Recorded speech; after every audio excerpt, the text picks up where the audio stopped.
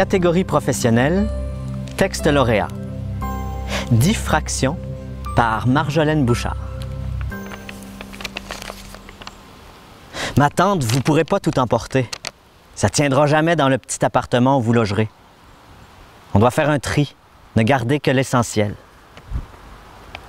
Papa, ma grand-tante Angélique et grand-maman discutaient de la définition de l'essentiel.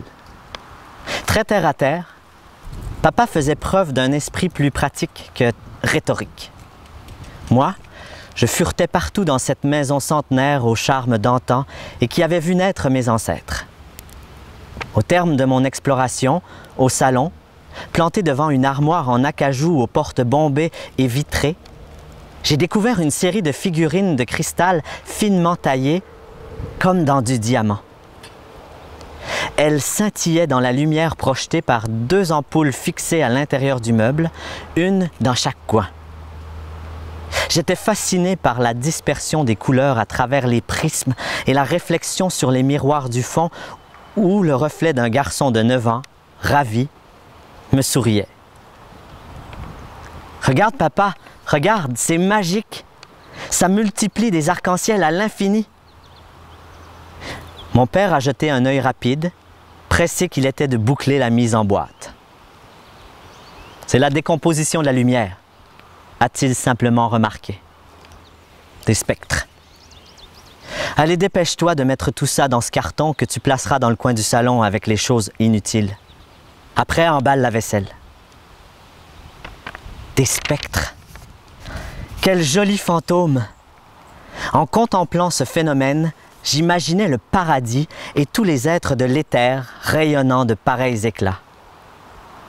L'illustration du ciel dans notre grand catéchisme en images perdait au change. Imprimée en noir et blanc, elle ne pouvait rendre la brillance et le chatoiement de ses couleurs lumineuses. Le paradis devait plutôt ressembler à cette armoire, avec les âmes flottant dans la lumière blanche divine, irradiant à leur tour ses rayons multicolores. Merveilleux spectres. Pendant de longues minutes encore, je les ai contemplés, modifiant minimalement ma position, inclinant la tête, courbant l'échine. J'ai admiré ce miracle changeant d'angle pour inventer les variations de couleurs. Je ne pouvais me résoudre à les toucher.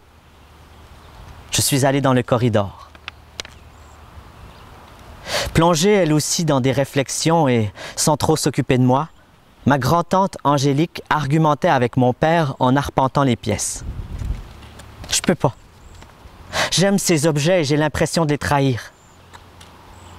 Cachant sans le cacher vraiment une ironie pas méchante, juste pour signifier une évidence, papa désignait tour à tour un candélabre sur un guéridon à 4 pieds dont le dessus représentait une série de formes cassées, un ensemble de bougeoirs en étain et un autre en faïence. Ma tante, on s'éclaire plus avec ça. Elle ne lui souriait pas. Papa n'a pas réussi à la convaincre et l'aide de grand-maman a été requise. Pendant que j'enveloppais les tasses et les assiettes de papier journal, j'entendais des reniflements dans la chambre où les 2 femmes conversaient. J'ai cessé les bruits de chiffonnage et me suis approché de la porte pour mieux écouter. C'était calme comme dans une église ou une bibliothèque sur le point de fermer. Ma grand-tante parlait tout bas, comme auprès d'un mort. Grand-maman tentait de la ramener sur un territoire qu'on appelle la raison. C'est que du matériel, Angélique. Qu'est-ce que tu feras de tes bibelots d'Espagne, de tes vases de Chine et de tes poupées de porcelaine? Tu sais bien qu'on n'emporte rien de l'autre bord. Mais je suis pas morte, justement. Je m'en vais dans un foyer. Ces souvenirs sont toute ma raison d'être. Des graisses, chère, des graisses. Garde juste ce qu'il faut pour le quotidien, pour ta nouvelle vie. Pense aux paroles de Jésus quand il nous conseille de regarder les oiseaux au ciel. Ils ne sèment ni ne moissonnent, et ils n'amassent rien dans des greniers, et votre Père céleste les nourrit. Tante Angélique s'est mouchée, puis, à regret, elle a concédé que, finalement, elle ferait le sacrifice de ses souvenirs chéris. Autant de petits deuils. Elles ont entrepris la répartition des choses et les terribles condamnations. Une foire aux enchères à l'envers. Pendant que les deux femmes triaient l'inventaire à l'étage et que papa épurait la cave, je me suis empressé d'emballer la collection de cristal dans du papier de soie. Lorsque les 25 boîtes sont parties pour la Saint-Vincent de Paul, tante Angélique pleurait encore.